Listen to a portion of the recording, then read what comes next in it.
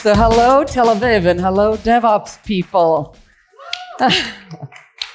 I love to see you here. I love seeing people and meeting people that actually want to make a difference. And I think that's why you're here today. You're all about that, trying to make things more efficient.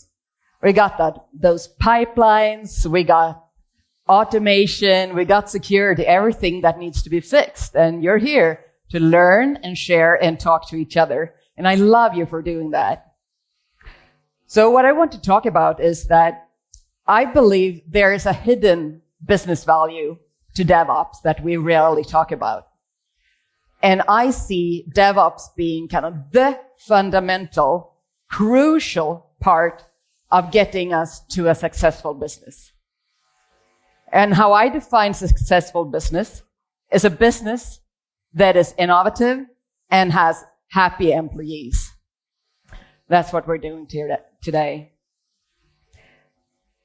So just imagine a world without DevOps. DevOps is all about that automation. So with no DevOps, you have those painful manual steps. You have those pains and human errors. And I'm telling you, human errors and painful manual steps, that's not innovation and it's not happy employees. So now we have DevOps, but let me take you back 10, 15 years. So this is back in my home in Sweden, an evening, because I was talking to this leadership team in California. They were all 2 pay grades above me. And this was the time before we had video. So this was only audio. And this was also the time before DevOps. So our organization, the patch process was taking more than 150 man-hours, and it involved more than 30 people from different continents and had huge impacts. I was presenting them with an idea how to automate this process. And I was presenting them with the result of any engineer doing the patch process within less than 15 minutes. I had presented my idea, I had the proposal, and from the phone I heard, what Cecilia is saying is that we are idiots. Because if we could have done this, of course we would have done it years ago. That was coming out. So I was a bit shocked. I was sad. I was disappointed. I wasn't fully surprised though, because I knew these people and I had done my homework. I had traveled the world across kind of our different offices, collected the data, and I knew it could be done because we had an identical product where we had done this exact automation. And still they reacted with disbelief. So the situation here was me in that other organization, the only one in Sweden, 2 pay grades below everyone else in that room. There's some power balance here. But I knew the manager that was 2 pay grades above them. And when talking to him, he greenlighted this project. And within 3 months, we actually had automated everything. So I might as well have presented them with a teleporter button, some kind of science fiction solution. The idea was too big for them, but this was a huge benefit for the company that I presented them with. I just had a too small voice in the company and a too little platform to stand with.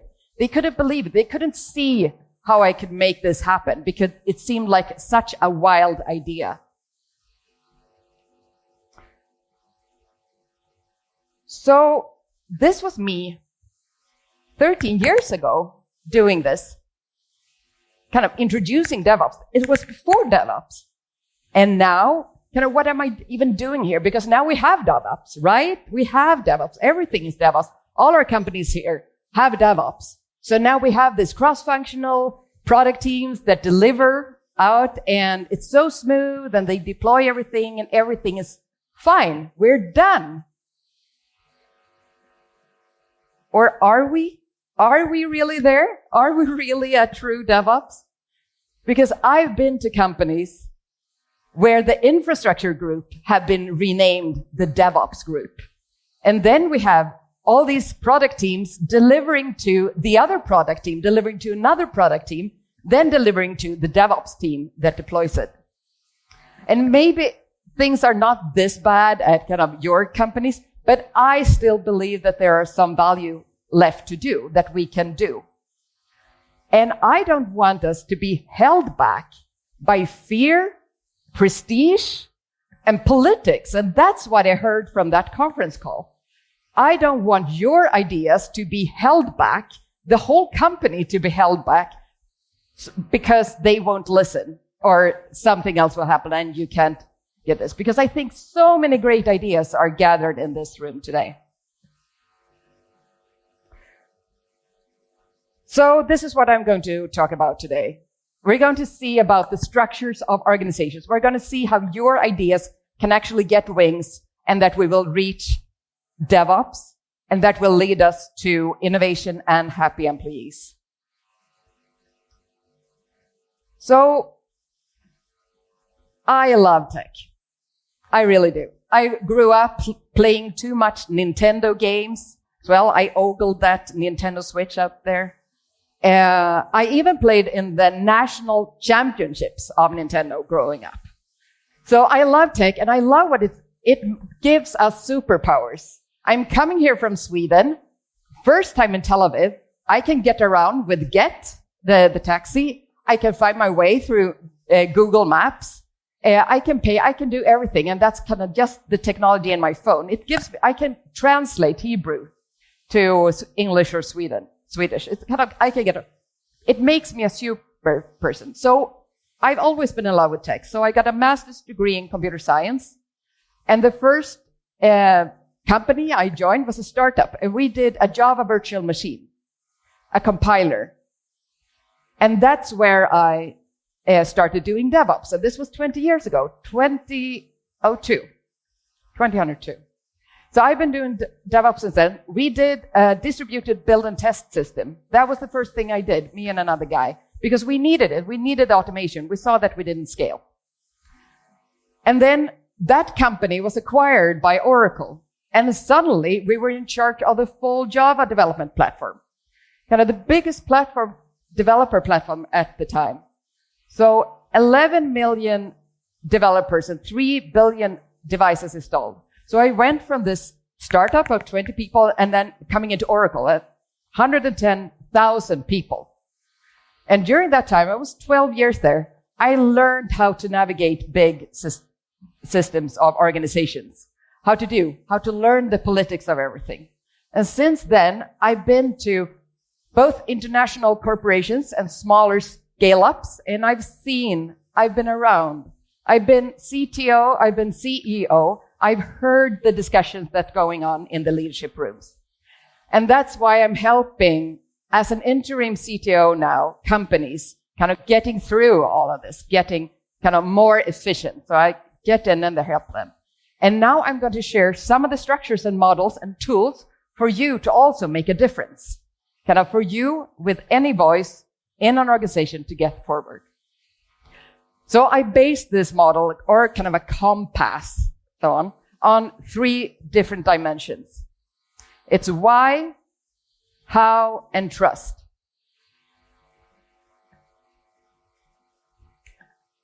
So I think the first row will describe how to get to successful companies, which I describe as kind of being innovative and having happy employees.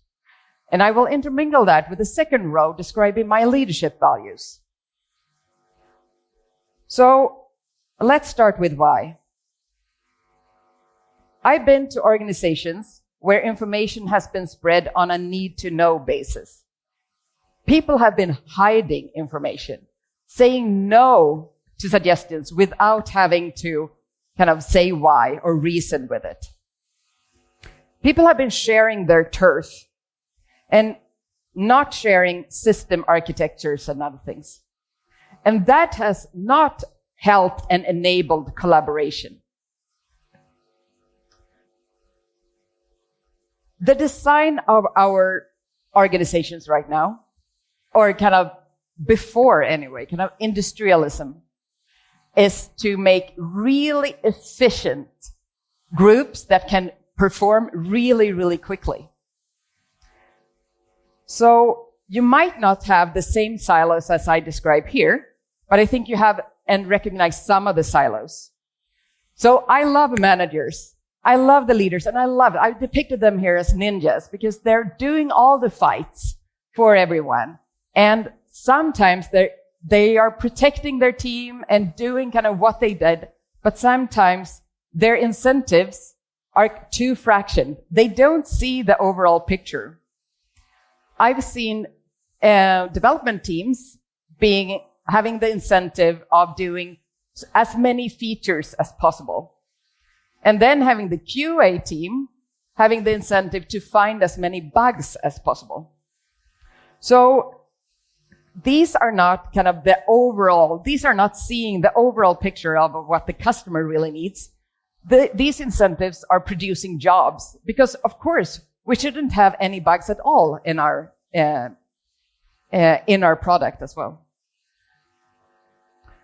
So these are the heavy siloed with handovers and everything between the groups, working really efficiently, but then ending up in endless meetings of handovers and synchronizations.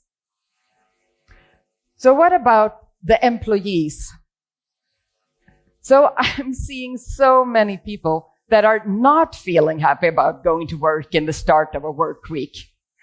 And people that are lacking motivation or not seeing how the work that they will do today actually feeds in. They don't see how meaningful it is, the work they're doing. And it's so sad. So I have this Monday test that you can perform on kind of like a thought test. How motivated is your organization and how motivated are your people? But since I'm here in Tel Aviv, I actually present to you the Sunday test instead. Because I learned now for the first day of the week, kind of coming up to your company, staying there, greeting everyone coming into the company. Can you ask every employee coming into your company, what are the top 3 goals? What are the top 3 overarching goals of your company? The biggest challenges, kind of the thing that will make your company get ahead. Does everyone know that? Can everyone explain that? Or is it kind of broken down in KPIs too soon? And when you ask people that, can you ask them, how is the work that you're doing today feed into these goals? How does the work that you're doing today kind of make that top meter and needle move? So I believe that no single individual within a company can actually move the top company needle. But I think that you need to understand how it fits in. Kind of if they can stone their path, if they have some other needles that actually affects them, if they can feel that, then they can feel this pride. They can feel the purpose of what they're doing. It actually matters. They're not just a cog in the wheel. They're actually making a difference that day. And I think that is a crucial part of coming to work happy. So now I think we have the motivation, the overarching goals. We have the transparency. I'm not kind of saying no. Sharing information, sharing the architecture slides and everything. The second dimension is trust. So have you ever seen frustration and anger oozing out of an email. You can see a Slack thread message with capital letters when someone is frustrated.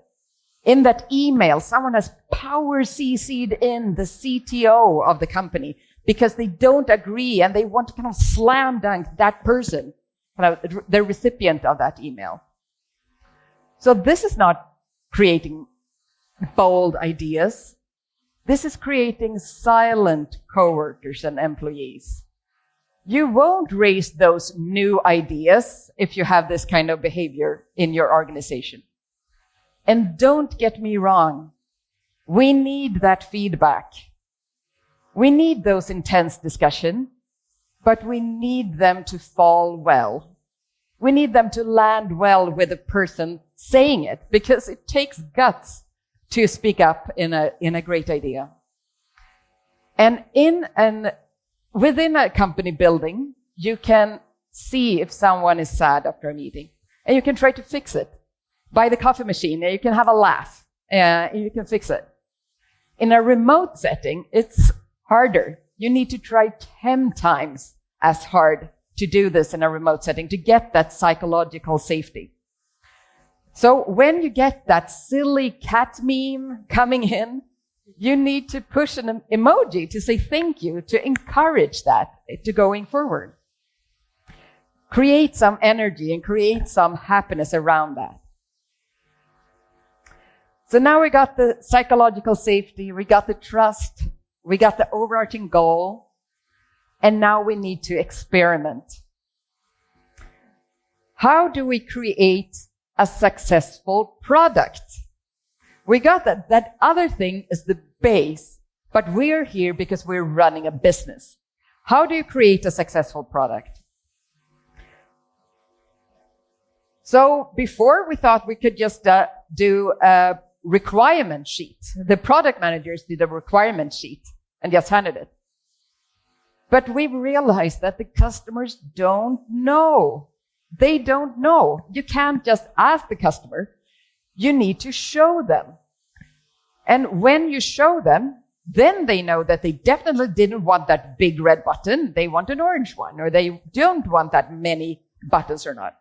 So what we need to do is, play ping pong with the customer. We need to test something, a pretty good idea probably, show them, and then see, did they like it or not? Was it better? And then at the same time, we also need to see if we're doing these quick iterations, quick ping pongs, we also need to quickly see if we broke something, because maybe we did something strange. So this is product discovery and experimentation. And the next thing we want, the leadership value that I'm connecting this to, is collaboration. Because we have these different teams working aligned in parallel with different things. And I've heard so many times that if it wouldn't be for that other team, if it wouldn't be for that manager or the product manager, then everything would have been better. So I strongly believe in small cross-functional teams that are responsible and really close to the end customer, that are delivering directly to the end customer. But that strong team is never just on their own. It's never us and them. It's always us and the organization and the company and the customers and society, full society. So the last part here is the how. Experimentation and collaboration between teams going on in the future. And do you recognize this? Do you see kind of where we are all coming to? This is DevOps. This is where we're going.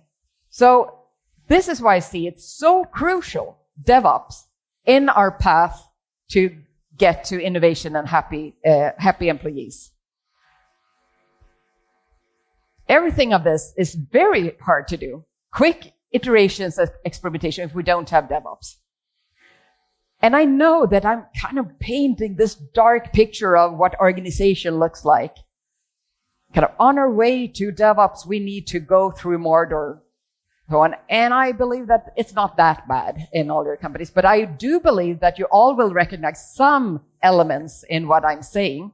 And this is kind of providing you how to get through, because we need to see the structures that we're up to. We need to get that map in order to kind of get forward in this. So beginning in the structure, let me take you to the C-level team, the executive leadership team, some of the chief officers here. And in general, C-level officers, they have low understanding in technology, low understanding in agile product development, and pretty low understanding of DevOps. And of course, there's usually a CTO in the room. I've been there. And then you have 6 other people that you need to convince and so on. And I've been asked in this setting, where they actually thought that it was a good idea to have as a performance indicator for the development team, how many lines of code a developer wrote per day. I don't even know where to start with that. And you sit there kind of in this fancy room and everything, and you need to argument with that. So when we come with these DevOps ideas that are actually proposing structural changes across the whole organization, like they don't know how to respond. Kind of what is the value and when will we get it? Where is the plan? And we know that it's never a rollout plan. We never know. We don't know how long it will take for everyone to understand that we need to work in cross-functional teams instead of silos, or kind of to implement something else. And it's their necks at stake. It's the C-level. They want to see what value, if they're presented with this idea and to say yes, then they need to see also that it's worth it, because this is risky. So we're presenting them with an unknown value, and we can't really say how long time it will take, kind of how long cost. It's too big. So we need to present them with a change management process that's more like planting many seeds where they can reap early and kind of get that value in an early stage. So this is the metaphor where we can get early success and we can see how far we can go. So now it's our necks at stake, because we're driving this new DevOps initiative. And that's not really fair as well. So we want to get to this metaphor where the organization is actually creating that pull for DevOps, where they actually want it, where they're pulling it out of the ground instead of us kind of pushing this. So getting to that where organization pulls DevOps. So what is the change management process of this? How can we get there? What is the structure that will lead you into this? So the last row of the change management process. Again, we need that overarching goal that will unite, that is bigger than any of these silos, where they can agree that it's possibly best to give up some of that responsibility, to give up some of that turf for someone else, because that's where we're heading, the full organization. And how can we get this overarching goal? So that's the second part. We need to listen. We need to listen to the organization. Where are the pain points? What are the pains that we're going through? So we want to find the problems that want to be solved. That wants to be solved by the whole business and the organization. I'm picturing this as a golden ticket that will get us to DevOps. And what could this be? What could this be that is such a huge value to the whole organization that they're actually going to ask for it? So think about it. I'm going to give you a few examples, but then I'm also going to ask you. So, for example, what if we had this competitor kind of going so much faster than we, being so much more innovative than we are? Then innovation, kind of quick, higher, better innovation could be such a value. What if our customers are complaining all the time that our product is unstable? Then higher quality could be one of these golden tickets that would actually have the organization ask for DevOps. What if developers are leaving? They're tired of manual steps and the friction, and they've had true DevOps at their previous companies. Then developer retention could be that value. So innovation, quality, developer retention, and getting to DevOps could be some of those values. And now, please turn to your neighbor, kind of sitting next to you, and discuss, in your company, do you have such a value that is kind of something that the whole organization would want? Kind of what would that be? What is kind of itching in your company? Talk about that. And then if you could see, kind of, if we're getting there, could we add some DevOps kind of getting there? So you will get 1 minute to just talk about this. So turn to your neighbor, talk about, is there a problem that's dying to be solved within your company? Did anyone have a value or a problem at their company that needed to be solved? Did anyone talk about something, or did everyone?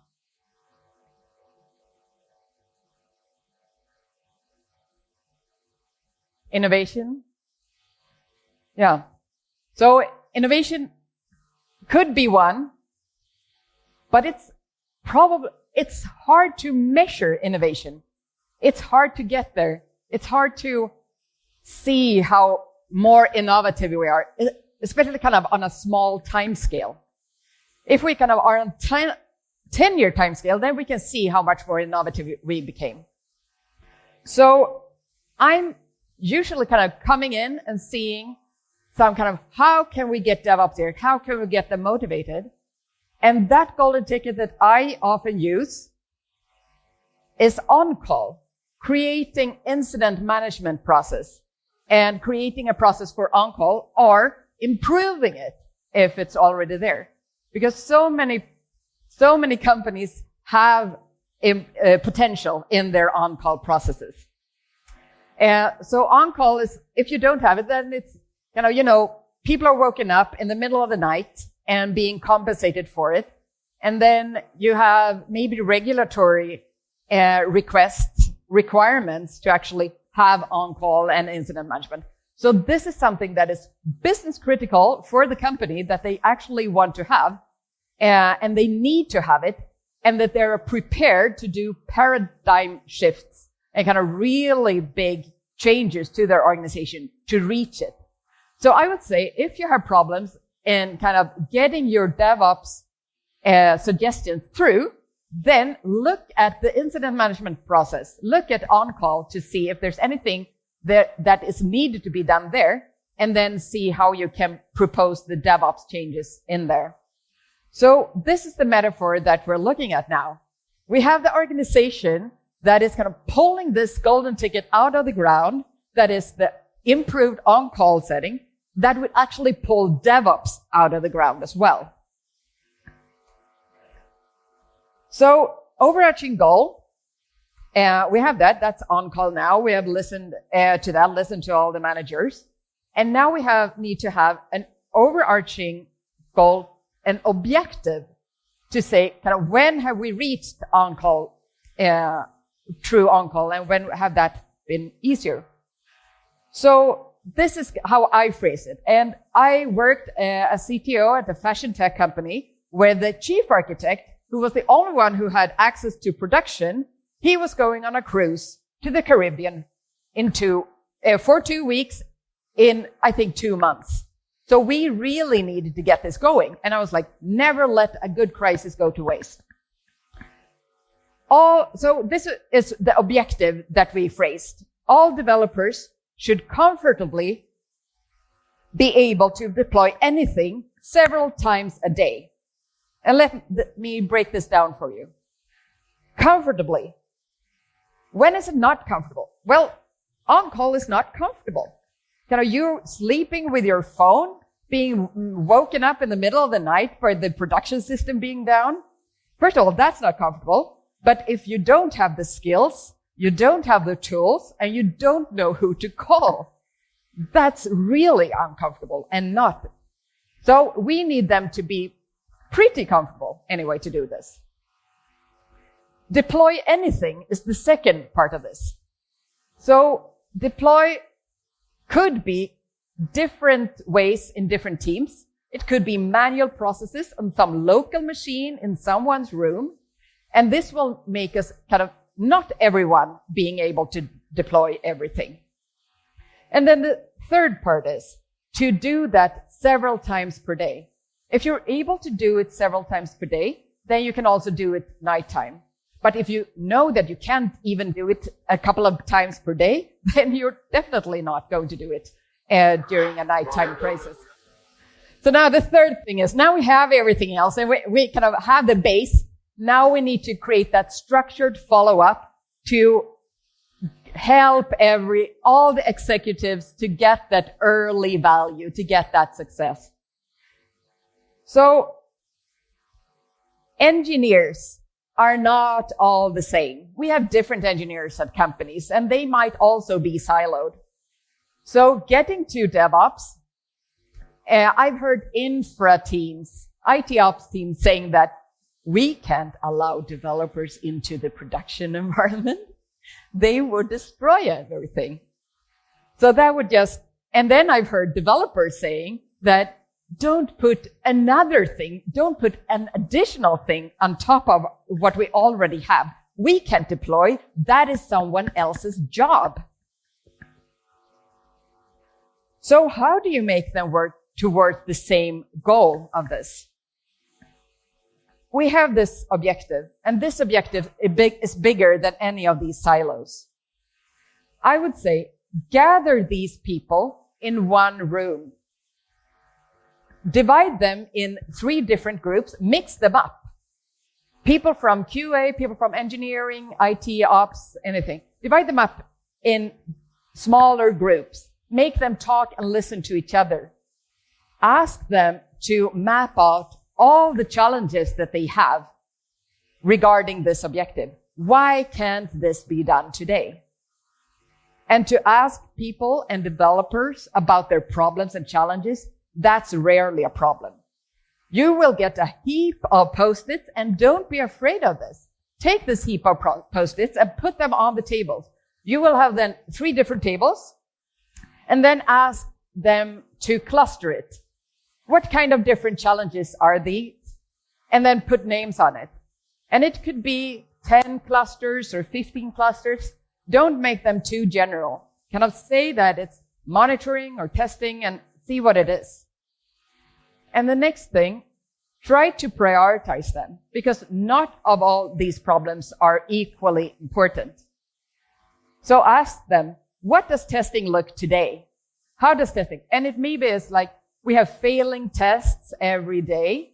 We're doing tests manually. We're doing it differently between different teams. We don't know where should lie the quality bar. Describing the current state, and then also describing them the dream state. Where would they like to be? So maybe it's like, yeah, if we had automated tests that were just run and we had sanity tests, that would be great. Okay, so that's pretty far in the future maybe. Is there an intermediate step where we can have the accept level? Well, accept level right now is that if at least we have it automated, at least automated state. So, and then ask them to kind of raise fist of 5, kind of how important. Is it 2 important? Is it 5 important? And kind of just to do a quick voting for you to identify what 3 clusters are the most important and what are the things that we should start with. And then make it apparent, make it explicit on some board, and make traffic light analysis, and then see how far you get. So now we want to do a structured follow-up, and we need to see if we made things better or if we broke something. So what are your needles when looking at this? So my needles come from accelerate. Lead time, the time from idea to actually getting to a customer is one of the most important things. The second one, and this is my interpretation of the DORA metrics, kind of time to incident mitigation. How quickly can you fix something if you actually broke it? Third thing, failure rate. How many problems do you have? And the fourth one, how often does the team actually deploy?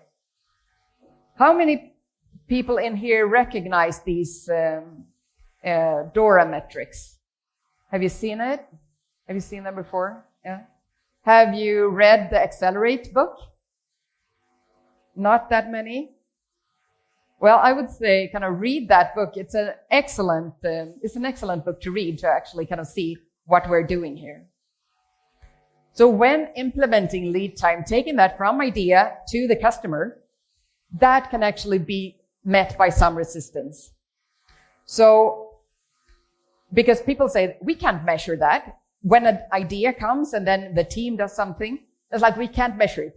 And I don't want you to put up with big systems measuring things that kind of are not the value. So this is what I usually do. I split it. I split the lead time in two. First, I talk about how long time does it take you to create kind of what you need to do and kind of get to the code change. And then the other thing is kind of how far, kind of if you want to just push a test. So the first part of kind of creating that is often bound to your organization. So coming from the idea, maybe from a product manager, do you have that waterfall kind of getting through and getting all the way down through product experience, design, front end, back end? Do you have that waterfall or do you have quick iterations? So just having a discussion on this often gives you some low-hanging fruit that you can attack immediately. And then for the second part, from code change, deploy all the way through to the end user. That's actually measurable. That's easy to measure in the systems. And do that. And map out all these steps in the teams. And I would bet you the team would say that it takes us 8 minutes to deploy and test everything. But challenge that. See how it really goes. Because often you get things like things stuck in pull review requests.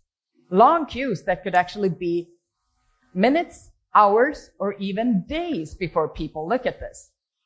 So ask the team how they can kind of make sure that the lead time is really a matter of minutes and not days. And then when we're implementing all these changes, make sure to talk to all the people in, because they're afraid and it's hard. And if developers have never done DevOps or deploy before, they're scared. So sit side by side with them and coach them. I'm going to send you off with kind of a couple of good resources that I base my philosophy and methodology on.